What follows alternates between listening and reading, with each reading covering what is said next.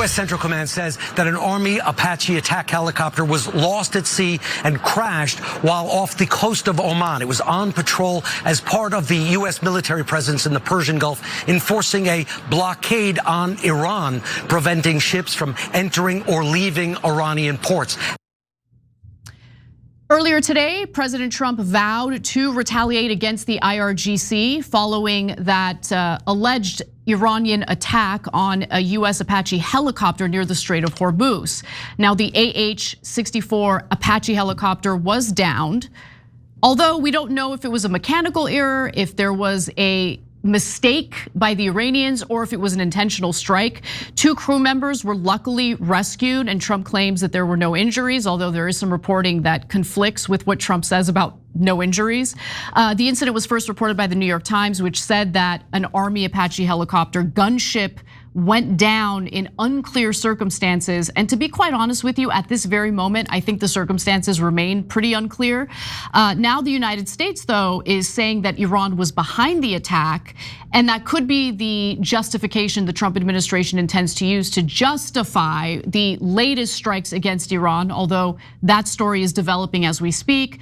Iran denies this, however. They say that the attack was not carried out by them. And then later, Abbas Araghchi, who's the foreign minister of Iran, said that Iran did not intentionally target the Army helicopter. Now, the aircraft went down Monday at about 7:30 p.m. Eastern time and was rescued about 2 hours later, U.S. Central Command said in a statement today.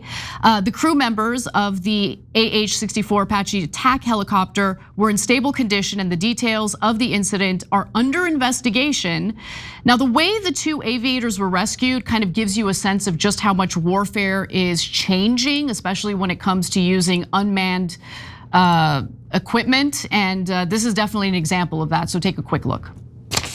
For the first time ever, there was what's known as an unmanned surface vessel, basically what you and I might call a drone boat or an unmanned boat, that actually located these 2 soldiers and was actually able to save them or rescue them out of the water.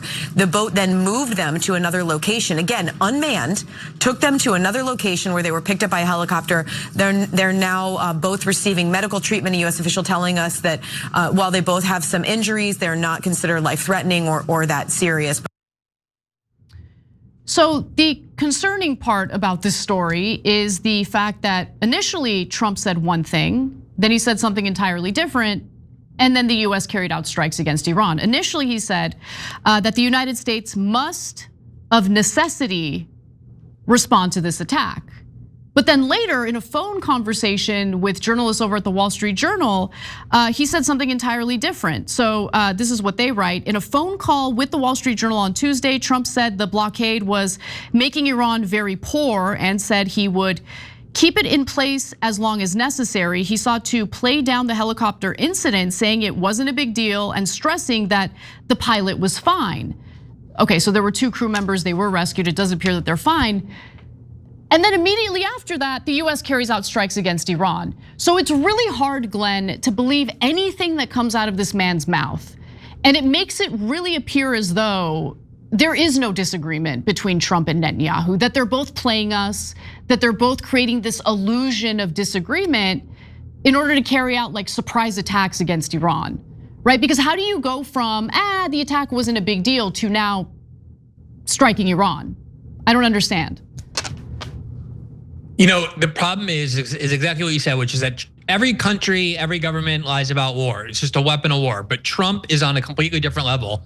And there's still so much mystery and secrecy and doubt surrounding those 2 pilots that Iran, that were shot down by Iran over Iranian territory. One of whom was supposedly immediately rescued. The other of whom was rescued 2 days later in a very disastrous operation for the United States, where they lost a lot of military hardware, including planes and helicopters and the like. We've never seen those soldiers, which they would trot out if they were fine, and you would personalize them and talk about them and turn them into heroes to connect to them the way that the United States has done before with false campaigns. They've kind of disappeared. I know a lot of people inside the government who insist that we're running out of weapons, that the Iranians have way more weapons than Trump says, that the casualties throughout that first week and into the war have been far worse than the U.S. government has said. I mean, people killed, but I mean the severity of injuries and the number of injuries to U.S. soldiers. So it is so difficult to ascertain what's going on when you have a government and a president who just will outright lie to you, sometimes in the course of an hour, like you just demonstrated. My belief is that Trump does not want a restarting of this war because he understands, for all the reasons that you said, why it would be so damaging to him, to his legacy, which I think he cares a lot about, to his political estate. If the Democrats take over the House and Senate, he'll probably be impeached. The end of his presidency is basically upon us. He won't get anything done. So I do think he cares about that. But at the same time, if the Iranians shoot down a helicopter, you're going to have the Pentagon saying, what do you mean you're just going to let Iran shoot at our guys and do nothing? So I think hopefully it's kind of like a pinprick symbolic retaliation, just he did, and it doesn't really risk escalation, that he did it in cooperation with the Iranians. But the one thing I want to say on is, like, isn't it amazing? We're acting like the Iranians engage in some sort of unprovoked aggression against our precious helicopters when we're there because we're blockading their country and won't allow ships to come in or out. That is the lifeblood of their economy. You might think about what we would do to a country if they tried to blockade our ports and our cities and our boats and our ships and our trade. Which is an act of war. That's just propaganda. Exactly. Of course, that's an act of war. Is a classic act of war. Exactly. And honestly, considering the fact the blockade has been in place, the US blockade has been in place for as long as it's been in place, it's actually shocking how much restraint we've seen from Iran, because I think Iran does want an end to the war. I don't think they enjoy what's going on right now. They wanted to prevent it to begin with, which is why they showed a tremendous amount of restraint toward the United States after multiple attacks, after the 12-day war that took place last summer. Calling the US and letting Donald Trump know this is where we intend to strike, make sure you evacuate these bases so none of your troops get harmed. That is an amazing level of restraint that you can't really expect from the United States, and certainly not from the Israelis, who made a habit of literally assassinating nuclear scientists in Iran. And no one made a peep about it. No one thought that was unusual. I remember having a conversation about that on a show called Her Take, which I used to host with Jillian Michaels. And Jillian Michaels brought that up. The fact that Israel assassinates nuclear scientists in Iran, as if it's a good thing, as if it's totally normal to do that. And it's like, would you be okay with our nuclear scientists getting assassinated by a foreign country? Why are we okay with this? Why are we accepting it? This is terrible and could spark a bigger war. Luckily, that didn't spark a war because, again, Iran showed a tremendous amount of restraint. And so I actually am a little more willing to believe that if there was a strike by Iran against this helicopter, it was likely an accident, although you don't know for sure. They're denying it. The US says, no, it was definitely Iran. They definitely did it intentionally. And US Central Command put out this statement. CENTCOM forces began launching self-defense strikes against Iran at 5 p.m. Eastern time today at the commander-in-chief's direction in response to yesterday's downing of a US Army Apache helicopter. The mission is a proportional response to unjustified Iranian aggression. So to your point, Glenn, it does appear that this is gonna be a limited, these are limited strikes. Hopefully it doesn't, expand into a larger war. Yeah, first of all, moment of peace for Her Take, RIP. I really love that show, and I'm sorry that it blew up. I don't know how you withstood Jillian Michaels for as long as you did, so congratulations on that. But I can imagine, or I can barely imagine. Just to this point that you made, I think it's so critical, and following war propaganda for as long as I have, sometimes it actually does shock me, like the fact that the American government can tell its citizens in the world that we're going to war to free the oppressed people of the planet, like we're going to Venezuela and Cuba to free them, or going to save the Iranian people and bring them democracy, when our closest allies, including right this moment in this very war, are the most savage tyrannies on the planet: Saudi Arabia, the Emiratis, the Qataris, the Bahrainis, the Jordanians. We love tyranny, and yet we can say with a straight face that we're going to war to free people, and a lot of people will start just nodding. But the other part of it is, think how long we've been told that the regime in Iran is this apocalyptic end times doomsday cult that they crave death because they believe they'll be rewarded in the afterlife. They love death more than they love life. They want to die. And yet you compare Iranian actions, like you can go back even right after October 7th in 2024 when the Israelis bombed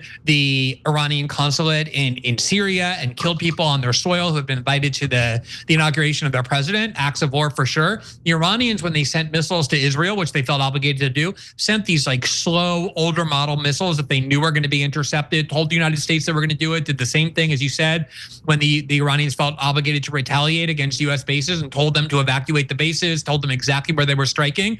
Is this the kind of behavior of an apocalyptic religious fanatic cult that actually wants to die and craves the destruction? To be absolutely honest, if Iran had a nuclear weapon, and John Mearsheimer has made this point a lot, I do think the world would be safer because the Israelis would then be actually constrained and deterred. I think the most dangerous situation is for the Israelis and them alone in that region to have a nuclear weapon. Because if you want to talk about an apocalyptic, limitless cult that's filled with religious and ideological fanatics, you're talking about the Israeli government, not the Iranian government. And look at how our propaganda leads people to believe the exact opposite of the obvious truth. I mean, you make such a devastating point here, and you're citing the nuclear peace theory, which was popularized by Kenneth Waltz, one of my favorite political scientists, along with Mearsheimer. But I totally agree with you. I think that much as we saw with North Korea after they obtained nuclear weapons. Do we have any conversations about attacking North Korea? No, of course not. We're not going to go to war with North Korea. Would we ever go to war with Pakistan? They have nuclear weapons? Of course not. There are two countries who are problematic given their nuclear arsenal and their past behavior. One of them is the only country that's ever used nuclear weapons. That's us, the United States of America. And then you have Israel, which has a clandestine nuclear program. They're not part of the Non-Proliferation Treaty, and by the way, on multiple occasions, you have various figures within Israel threatening to use nuclear weapons. The notorious traitor to the United States, Jonathan Pollard, being one of them. And so it's amazing to me that the two countries who have pretty dark history with nuclear weapons are the ones going around the Middle East, policing who can and cannot have any nuclear weapons to begin with. So that's a really, really great point. Every time you ring the bell below, an angel gets his wings. Totally not true, but it does keep you updated on our live shows.